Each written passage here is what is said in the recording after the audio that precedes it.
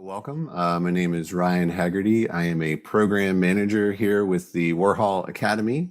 And tonight we're having a little discussion about digital marketing called What is in Your Digital Marketing Toolkit, is a lead up to a workshop series that we have a couple of instructors here with us today that are going to be teaching, just to kind of get the conversation rolling about what kind of things are happening in digital marketing right now, from people that are out there actually using tools and practicing and professionally making all kinds of amazing marketing campaign things happen.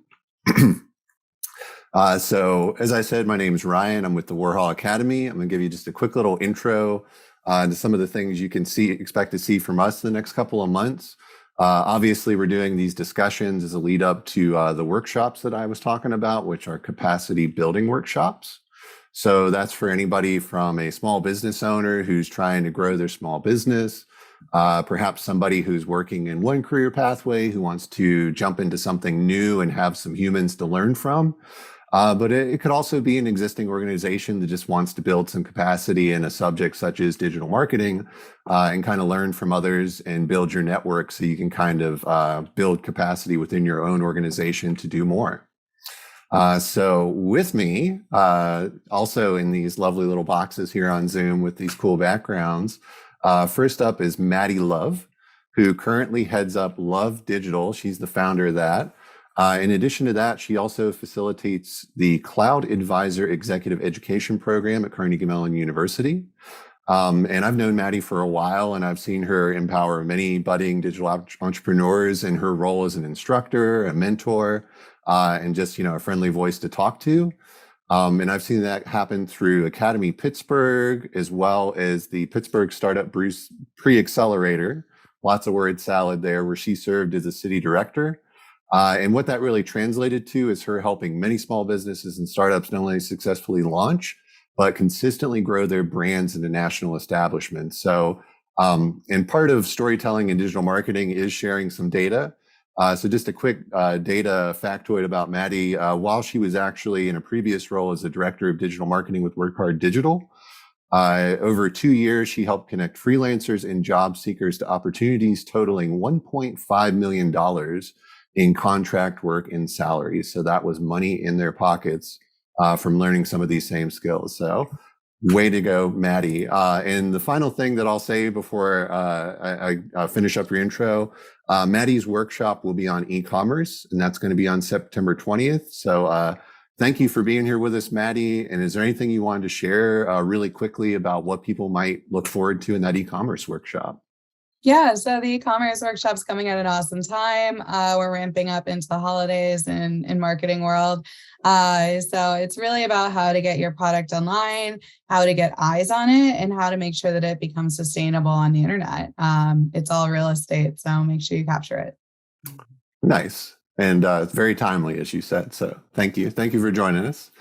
And then next up, I also have with me Nicole Young, who haven't known as long as Maddi, but I've been following her for a little while in person since post-COVID and all that, as well as online. Nicole currently works with Soracom out of Tokyo, and her role there is a brand technical influencer, which she's going to be telling us a little bit more about. But one thing that Nicole has done really, really well in terms of like building up her own brand, as well as is helping to kind of shape the tech community here in Pittsburgh and beyond. She shared her pathway into tech with newcomers by creating YouTube video content about her own journey into tech, as well as best practices she has picked up along the way. So be sure to check that out. She's going to share how you can do that later on. But she's also currently serving on the board of Women in Tech Pittsburgh. So if you're really, really, really looking to plug in with real humans here in the Pittsburgh area and talk about all things tech, especially for Women X, this is the group to connect with. And we have one of their board members with us here tonight. And as part of her data storytelling, this was the latest I saw here on YouTube. So feel free to correct me if the numbers are different, but she has almost currently 30,000 subscribers on her YouTube channel. And one of the videos I saw on there had well over 200,000 views on there, which is a lot of eyeballs. That's like at least 400,000 eyeballs, I think. But her workshop will be coming up October 18th, and that's going to be dealing with social media content. So welcome, Nicole. And is there anything you would like to share at this point about that upcoming social media content workshop? Yeah, so I learned basically everything that I know about content creation just by trial and error. So I'm going to share a lot of the tips and tricks that I have learned along the way on how to create effective content, keep up with what's trending online, but also things that are going to save you time so that content creation does not have to become your full-time job. I love it, but not everybody has the capacity for that. So yeah. Nice. And I really think that's kind of the inspiration behind doing these workshops is you guys have all this wonderful talent and knowledge and obviously like a network that you've formed to help you do all this. And really, we just want other people to be able to meet people like you and connect and learn along the way and maybe speed up some of their learning processes as well. So as they don't have to do like the tons and tons of research or make all the same mistakes and learn better from you all as professionals. So with that said, we are going to kick off a little discussion here about digital marketing, which there is some things here that might touch on some of the workshop things that Nicole and Maddi are going to be teaching a little bit later on. But really, we're just kind of talking about things that might be currently happening or, you know, some best practice type things that you might take away from this conversation. So we did the intros, but I think it would help people to maybe understand where you all are currently at by sharing just a little bit more about your current focus, considering you've both done a number of things up to this point. So with that said, since we were just talking to you, Nicole, I'm going to come back to you first, but what is your current focus in digital marketing and what is this term brand technical influencer all about? Yeah. So I currently work for an IoT connectivity company, and my job is to find a way to bridge the gap between the B2B marketing, B to C marketing in a way that is more relevant to. Can you stretch those abbreviations out for us? Yeah, B2B business, and B2C, please. Like business to corporation. So we a lot of our products and services are sold to other businesses or to larger corporations that are using IoT connectivity or Internet of Things connectivity, so hardware and things like that, to be able to scale the technologies that they have. So we deal a lot with things like robotics and smart technology is usually the term that resonates the most with people. So it's about finding ways. My job as a brand technical influencer is about finding ways to communicate that through content, communicate the value of what we do, communicate the awesome things that our customers and partners are doing with our technology, and doing it in a way that literally anyone, even if you don't have experience in IoT, can understand the benefit and impact of that. So it is a lot of video content. I love to create reels and things like that to kind of relay tidbits of information and educate people on what's going on in the world of the Internet of Things. So yeah, I have a super fun job to be able to bridge the gap between kind of like the marketing side and the technical side of things. Yeah, that's awesome. It's definitely like being able to tell that story through those little pieces of content and make things relatable to anybody, like you said, is super important to get people kind of beyond just looking at a page versus actually engaging with you all. So that's really cool. And then same kind of question to you, Maddi. I know you've done a lot of things and you're running your own company and you're doing some things, facilitating program with CMU. So what does that mean to you at this point? What kind of things are you focused on? Yeah, so my focus has always really had a good cornerstone in SEO and SEM, which stands for search engine optimization and search engine management. So basically what that means is how do you get found on Google organically, and then how do you pay for it? So those are kind of my cornerstones. PPC advertising, so pay-per-click advertising through social media platforms, and really using the data to go ahead and boost a brand. So starting with something that needs growth and being able to kind of watch it evolve by doing the right button clicks over a period of time. Nice.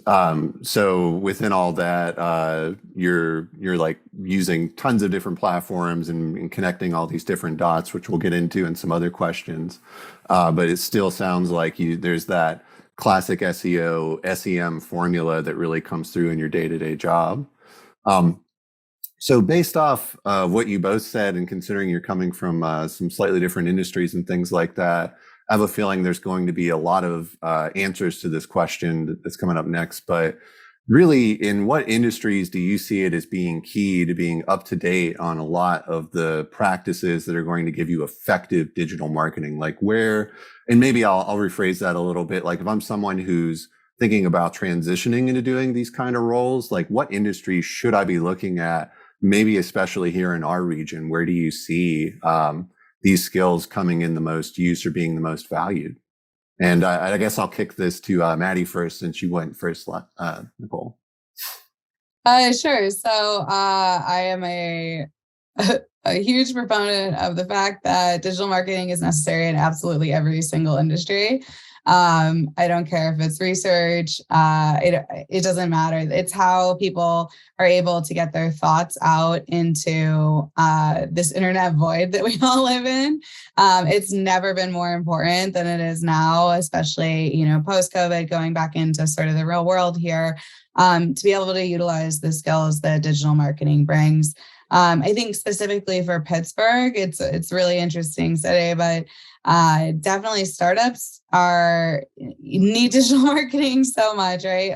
It's a lot to launch out of a city like Pittsburgh, but all the way up to, healthcare, the UPMCs of the world, literally the city of Pittsburgh. Like everyone needs to have these skills to be able to kind of have a better worldview of where we're at in our internet real estate.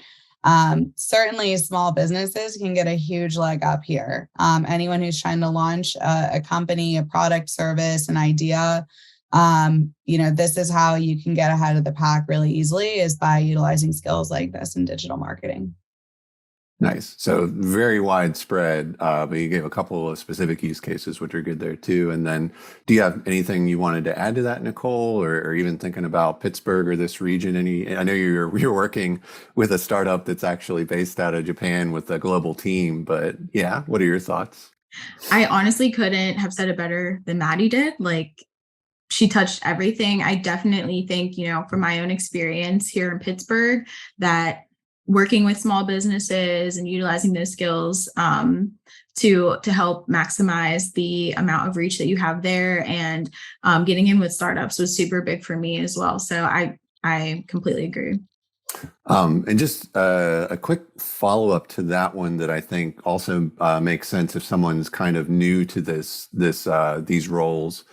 Are there certain skills or things that people should focus on to kind of get into these roles? Because obviously these skills stack, and you all have learned things over a longer period of time that you're now, using a whole toolkit in your job.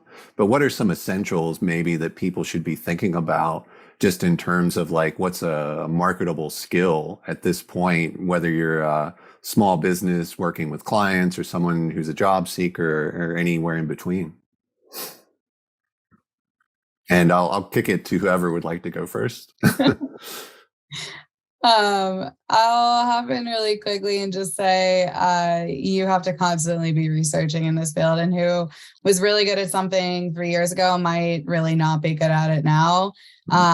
So it's a pretty consistent level of research. I would say the best people that I learn from are the people who have done it, right? So if you have somebody that's run a wonderful SEO, SEM agency, that's someone I'm going to look to for advice. I think it's one of those things. It's cool to be able to learn the concepts, but are you able to implement it? And that's really something that's key. Nice. And did you have anything to add to that thought, Nicole, or essential skills? Or yeah, I the only advice that I would have in that area is really just to continue, like Maddi said, to work on those skills. But I think that was the case for me, that as you learn different things and try things, I think you'll gravitate towards certain things, and being able to, once you find something that you gravitate towards, just really diving deep into that and learning all that there is to learn in that is really important. so Nicole has got to be like the best person to ask about this, because she's certainly had a ton of research to do and kind of trial and errored it out too. So I think that's a big component, especially in digital marketing. And she's clearly an example of that. So. Nice. Yeah. I mean, I guess what I heard a little bit of there, learning in learning more is important. Like learning how you learn and continuing that pathway of learning is important. And I also heard you say, Maddi, like just being able to connect with humans about this who are killing it in their respective roles. And I suppose not being afraid to strike up that conversation can really unlock a lot for an individual, as Nicole said, as they're figuring out that individual pathway, which is really cool. So that actually ties into my next question, which Maddi, you touched on this a little bit. So maybe I'll start with you, Nicole. But you're constantly learning, right? Like you get hired to do a thing. Maybe you have, whatever percent of the knowledge base coming in. The job has its own challenges. Now you need to continue learning on the job. So what resources, whether that's a thing online or humans or whatever, do you reference to continue to do your on-the-job learning? It's really funny. It's very full circle. I use social media to learn what the best practices are. So I will go on YouTube University to learn new things and to see what people are doing. I follow a number of people who are experts at what they do. And as they pump out content, you're learning from what they are doing and also what they are sharing. So I definitely think it's important to, pinpoint people that you gravitate towards online, because people are out here doing it. And so if you can learn from the things that they're learning as they do things, it can really help to kind of skyrocket you and launch you out there even faster by learning from the mistakes and knowledge that they're gaining. So don't be afraid to hit that subscribe button with intent. Exactly. Yeah. And then same kind of thing, Maddi, you had mentioned a little bit kind of engaging with others, people that are maybe running agencies and doing killer marketing campaigns. But did you have additional resources that you thought were useful that you'd like to share that have helped you in your own learning? Yeah, absolutely. I think you have to leverage data in everything that you do in digital marketing. It's so important to keep track of your real estate there, whether it's pulling from analytics to see which page you should be, looking at more or refocusing on, whether there's a blog article that took off or whether you have someone making awesome content on your team like Nicole that made something go viral and you want to capitalize on it. All of that, there's data points for every single portion of that you can use to kind of ride the wave. And that's where you see people making really smart decisions today. Awesome. And that, I don't know. It's like you guys have read my questions already, because this leads right into the next one. So you've got all these skills you're thinking about. There's obviously the message that needs to go out to the audience, but then there's this thing around data. And I think data sometimes is maybe mysterious or even like scary to people at first when they're thinking about it, even though it's around us all the time. So maybe trying to just demystify data a little bit, even as you're thinking about this, but how do you leverage data to be impactful in your work? And I guess I'll kick this back to you, Maddi, since you were already kind of headed in that direction. But how is it that you use data, or do you find value in data in your work? Yeah, I mean, data is, the two questions are kind of tied together because data is your ultimate resource, right? And data is such a broad word. It's, you can have research data, you can have, analytics, all this. I think when we're saying data, we're talking about key metrics and key points of interest that are relevant for a given campaign. So we're looking at, what is the click-through rate? What is the view time? How long are they on the page? How often are they subscribing or following or liking, et cetera? That kind of data is so influential in making core digital marketing decisions that it's so important to understand it. And a lot of the metrics, especially when you're looking at some of these analytics, the metrics are related, right? So it's important to know, what has an inverse relationship with what, and what is something that can go ahead and feed into another. And that's where data becomes really interesting and fun for me. Data. That's where analytics become really interesting and fun for me. No, you said it. Data is fun. That's, everybody knows now. I know Secret's I out. hate calling it data. It's like a broad thing, but for people in marketing, it's typically referenced as analytics or metrics, and they can just tell you so much information, and it's so important to make decisions based off of that information, and not always just what you think is right. You are not your user. You are not your interested party always, and you're not always your subscriber. So look at the key data points.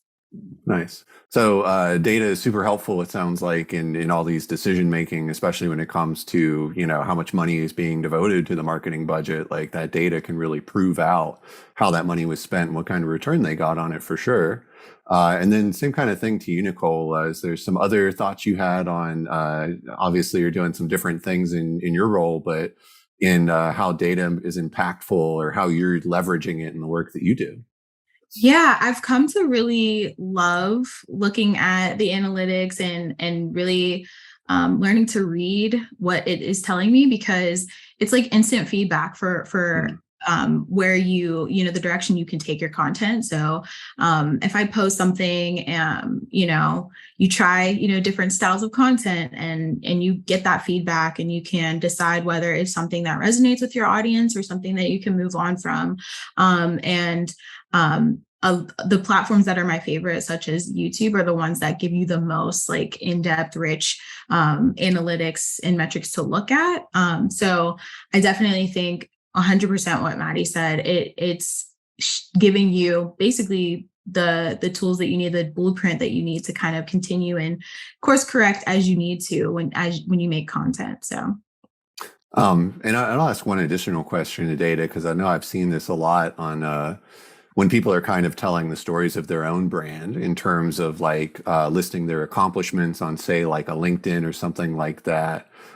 Just for people who are, navigating a career pathway, has data been helpful for you as you're kind of, I don't know, doing that interview, making that case for a promotion, kind of transitioning into new roles? And has data been a part of your own brand, and is it helpful in expressing your own value in terms of the work that you do and being fairly compensated for it, honestly? For sure, yeah. I would say like in my regular 9 to 5 job, like we are heavily on the metrics as a way of tracking our performance on all of our social media. I think personally, it has been a way that I could leverage to monetize the content that I'm making on my personal brand. And of course, like we know things like what we call like vanity numbers, like the subscriber numbers and followers and things like that really help. But when I am partnering with brands from my personal brand, they really do want to see how people are engaging with your content and how well your audience to create content that's going to resonate with them and that they'll interact with. So you have to leverage that. And I think, it's really important to really understand what you're looking at and understand the value of, those metrics and what they mean. So nice. Anything else to add on that one, Maddi? Just kind of like data, how it's been impactful in like your own career path and you being able to like tell your story to do your next thing? Yeah, I mean, again, people don't listen to people who haven't done it, right? So it's so important. Nicole's a great example. Like, what an awesome following she's built for herself. So of course she should be here talking about it. That makes sense, right? You wouldn't ask somebody with like 50 subscribers to necessarily tell us what the tips and tricks are. So it's so important to track your own metrics too, figure out where you were successful, where you can go back and revisit. It's kind of like watching a play-by-play in sports. You want to be able to see how you're going to perform better in the next game. And definitely on a personal level, you want to make sure that these wins are counted, right? That they're tallied up and that you can use them to your advantage. No, that's awesome. And I think about this all the time too. Like data is definitely like a currency for a lot of organizations now.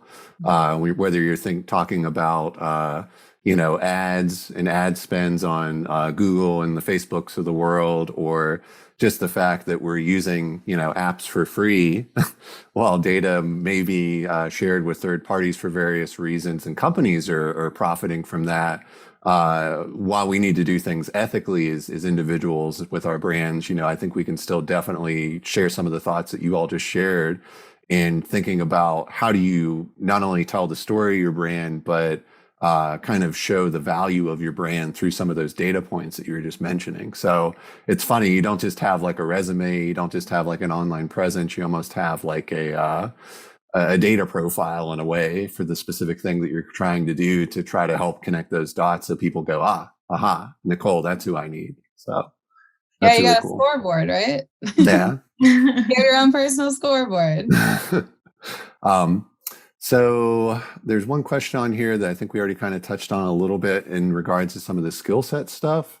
But I did kind of want to hear, we'll carry it over a longer period of time. So we'll say in the past 1 to 2 years, considering like COVID happened, a lot of crazy things have gone back and forth with markets and jobs and industries and online. But just in terms of your work, digital marketing, some of this data-driven decision making and storytelling we're talking about, are there any trends within any of that in the past 1 to 2 years that has changed, altered, or like, caused you to adapt the way that you approach your work for the better?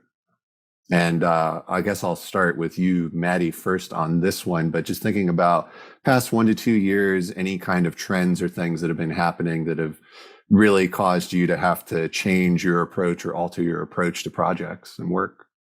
Yeah, so I think there's this huge kickoff of e-commerce during COVID and everything moving to kind of the virtual world, which given the situation was honestly really amazing to see that people could continue to do things in that way. But with that also came some different trends too. Because everyone was doing that, everyone kind of became an expert in it. And that's again where you have to check the scoreboard, right? Was this person actually successful in it, or is this somebody that's just made a rant for 20 minutes on something they don't have a lot of insight on, but people thought the rant was funny, right? It's one of those things that you look at, and you remember like third grade when you learned about citations and they told you how to check your sources, and you were like, well, everything I read in an encyclopedia is correct though. Well, now we have Wikipedia, and it's a little more malleable than the hard books we used to look at. So it's really important to check your sources and to figure out the motives behind someone's campaign. Not everyone's campaign is a growth model campaign. Not everyone's out here to get 1 million subscribers. Some people are out here just to get specific clicks on a specific blog link. Some people are trying to only get a certain bounce rate, a variety of different metrics to really look at for a certain price point. So the fact that there's kind of all these moving targets, especially in the past 1 to 2 years, I think it's become really important to check your sources and focus in on the most important parts of your campaign. There's no longer this you can scoop everything into one bucket. You can do a lot of things really well, but you have to focus on one thing to do great. Nice. So a little bit of what I heard there, you were saying not only if you're someone who is maybe on that client side of working with someone in digital marketing to vet your actual collaborators and do your research there, but also when you're the one saying like, hey, I'm the one that knows how to do this, but to actually be current and to stay up to date on what actually means something in terms of those metrics you're talking about there. Yeah, vet the articles you're reading, right? Is their intention to get you to go with that marketing firm, or is their intention to actually teach you? Is Instagram saying to only hashtag 6 things because Instagram actually believes that you should hashtag 6 things, or because they're trying to reduce spam? And realistically, you're going to get more exposure from hashtagging more things. Check your sources and figure out what the motives are behind that. That's something that was really new in the past 2 years. I think before it was really like, hey, everyone come play on the playground. And now it's kind of like, hey, who's at the top of the jungle gym, and what's the motive behind them? Yeah, who funded that report that got published or authored it, right? Yeah, a much more lobbyist attitude, I think I'll say, from the past couple of years. But I'd love to hear what Nicole thinks too. Yeah, for sure. Yeah. So from the content perspective, I've definitely seen like huge uptick of short form video content, particularly because of the growth of TikTok over the last couple of years. I think that now TikTok is it is the platform to watch in terms of how trends are developing and really how content and the way to make content is evolving. So I know that when I first started on Instagram, it was very polished and super tailored feeds, mostly images as well. And that's how I started. And I think people were focusing more on adding value through their captions, where now the emphasis is on being on camera, being authentic and sharing value. And I think people have also become more aware of when they are being sold to, and that turns a lot of people off. So finding ways to add value to the audiences that you are speaking to without overtly selling and just promoting constantly, and trying to really find a balance between sharing the value through your products and services, but also sharing value just to kind of to cultivate community within the audiences that you're talking to. I think a lot of that has evolved over the last couple of years, especially.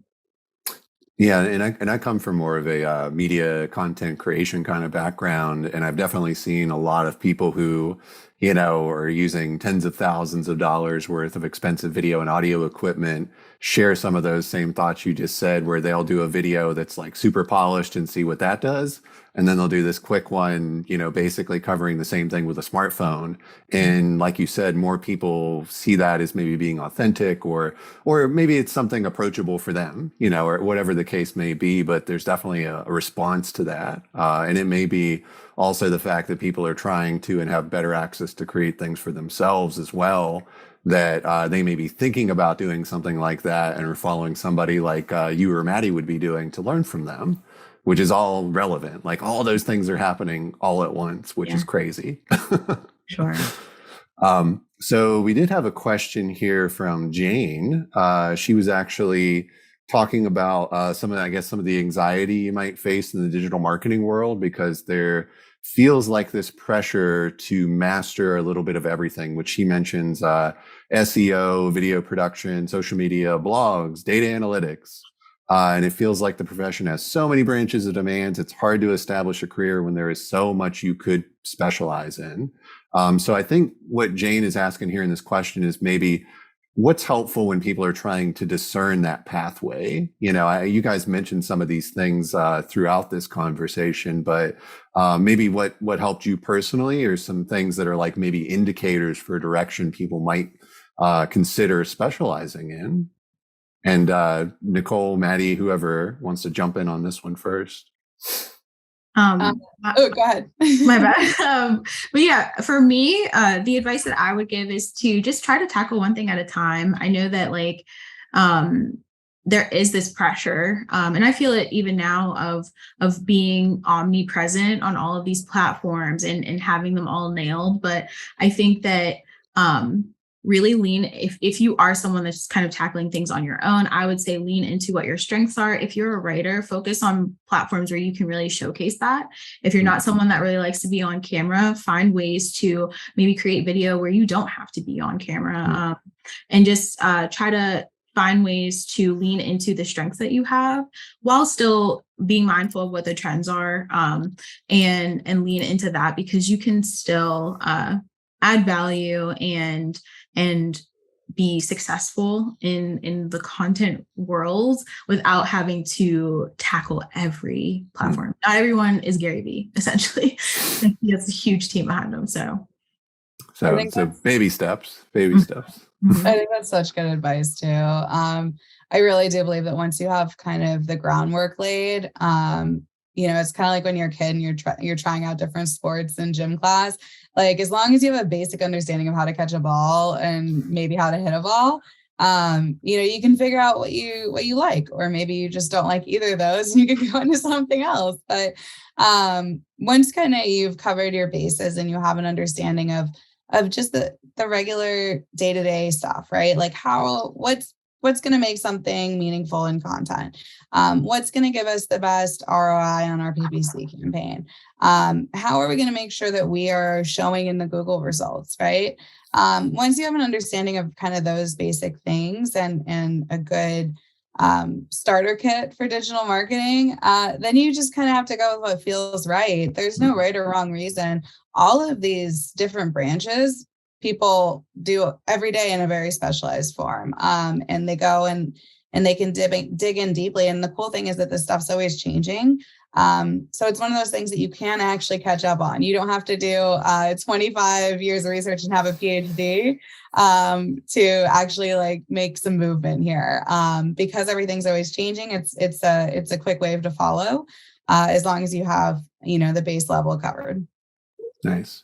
No, I like the way you both talked about that too, because there was like breaking it down in smaller steps. Also knowing that you can build up to that bigger thing if those are your ambitions, but also Nicole, you said something about, if your strength is writing. So if you're bringing experience with you already, consider that a part of what you could be doing, just kind of with this plus, digital marketing, tech adjacent kind of skill set added to it.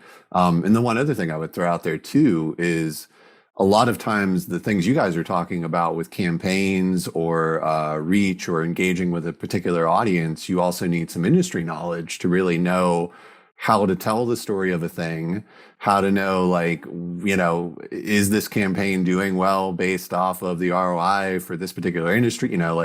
There's some cross sections of things that might come from an industry you're already in where you could easily transition into a marketing role because you have the expertise. Maybe you're doing something in sales where you're telling the story or, whatever the case may be.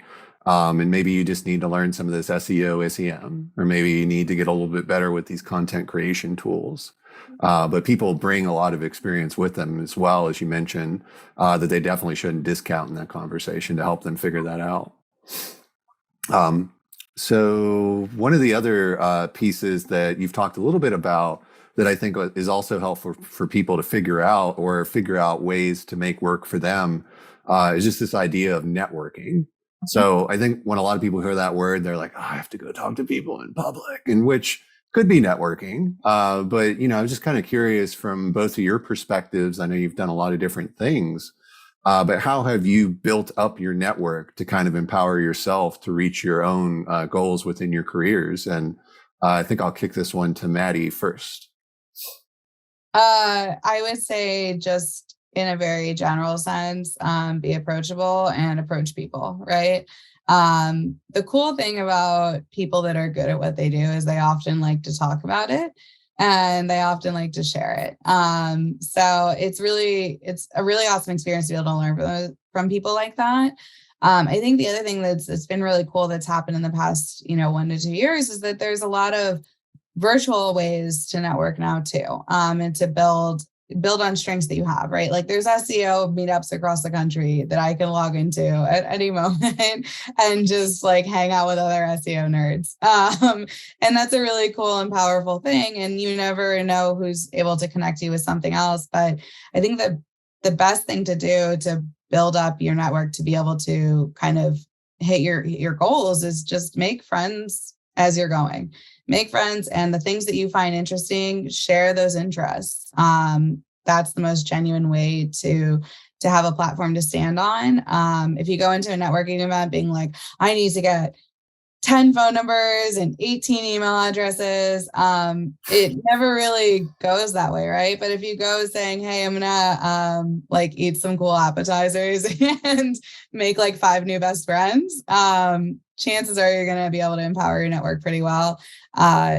The bonus points on that is if they're people that you actually want to learn something from, that's even cooler. So nice. No, and I like that you talked about virtual too. I mean, obviously we're doing virtual right now, but I think a lot of people are comfortable in this environment too, to some degree. But then what about you, Nicole? What's been your key to kind of building your support network and all these people around you as you've grown into your career? Yeah. So for me, I have learned that, especially here in Pittsburgh, where everyone, has a mission that they're working towards or a startup that they're kind of spinning up. I think that being someone that was just open and willing to learn and willing to do some work with guidance has really helped me to build my network and build connections that have been super impactful in my journey in my career. But it has also given me an opportunity to gain the experience that I was looking for when I was, still trying to figure things out. So everything that Maddi said, you definitely just have to be open and willing to kind of meet people wherever they are. But also, I think finding ways that you can add value to people who you might want to learn from is a really good way, and has been a really impactful way for me to kind of get a little bit of both, get the relationships, but also, find ways to get that experience too. Yeah, definitely always take the coffee date, right? You can learn something from everybody, even if it may not be in your niche area or your expertise. Always take the coffee date, whether it's virtual or in person, whether it's from a Keurig or Starbucks, it doesn't matter. Sit down, spend 15 minutes with someone else and hear what they have to say. Nice.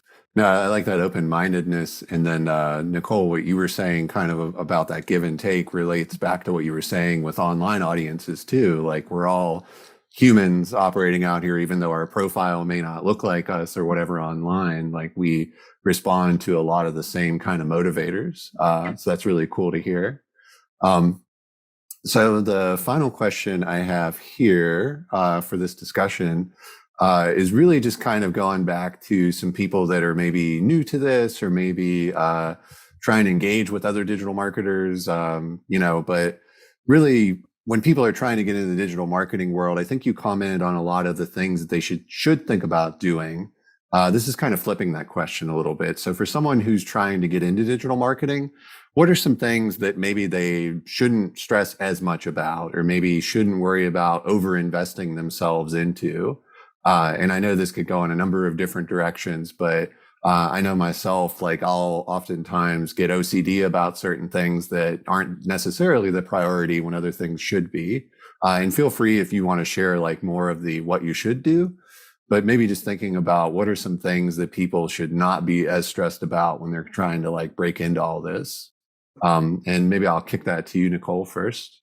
Yeah, I would say not worrying too much about things being perfect when you're just getting started, really removing that mindset and focusing on the mindset of kind of putting in those reps and just kind of growing your understanding as you do that. I know that the world of content creation, the world of digital marketing is very similar to the world of tech, where you just kind of have to do it to figure it out and to see the patterns and trends over time. And there's really no other way to do it. So worrying about it being perfect, worrying about knowing all there is to know before you get started is actually going to hinder you in the long run. So that anxiety monster, you gotta get those coping skills up.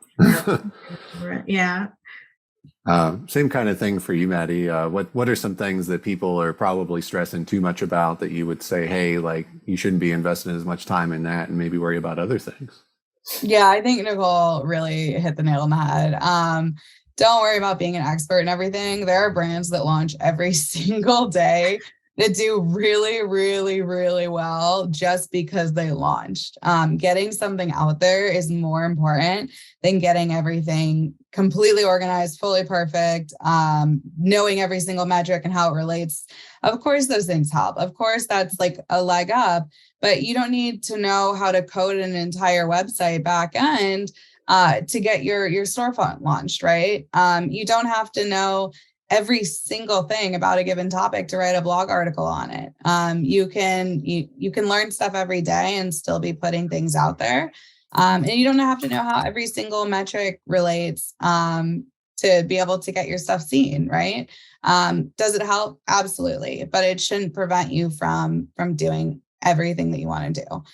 So I would say what not to worry about is don't worry about perfecting everything. Don't worry about being an expert or, oh, I can't do this because I've only, I just learned this 6 months ago or something.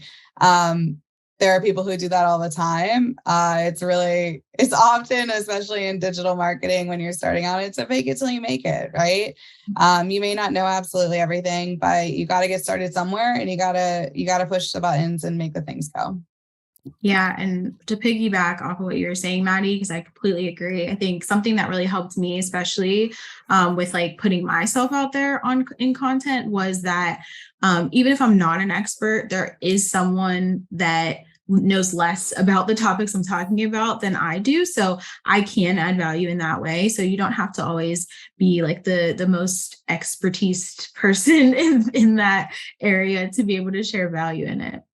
Yeah, she's so right. It's like a power cell to me, like a battery power cell. Like you're here to charge to a certain point. You don't have to charge it fully in order for your phone to work, right?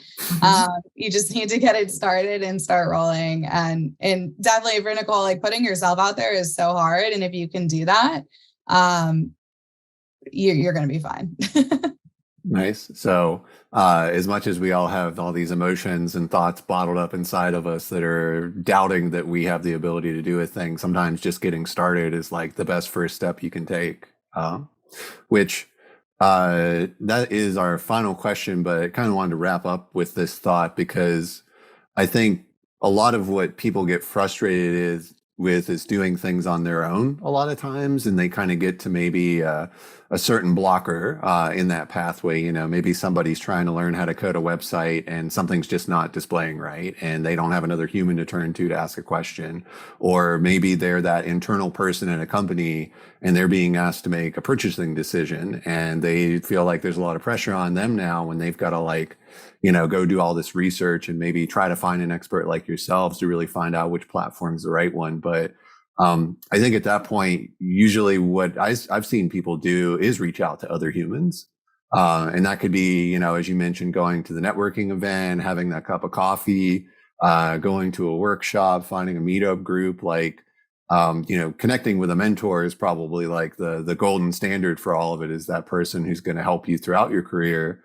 But just getting started even in that, like talking to other people and telling them what you're interested in, regardless of what your background is, and just learning how to tell your story too, is super helpful as you're getting started, because you're writing your story as it's happening a lot of times. So practicing telling it will help you understand it as well.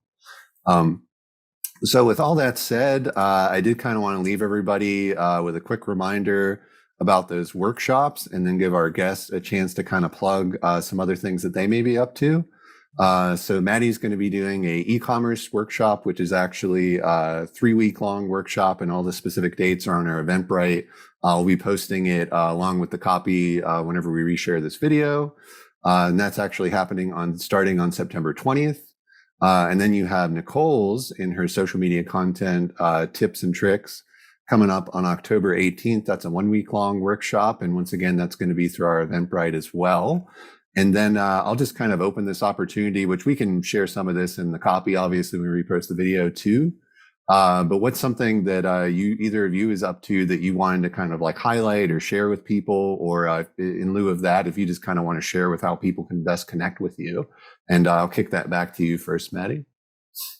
Yeah, so I'll share a little bit more about the workshop, because I think one thing that's really important is both these workshops work really well together.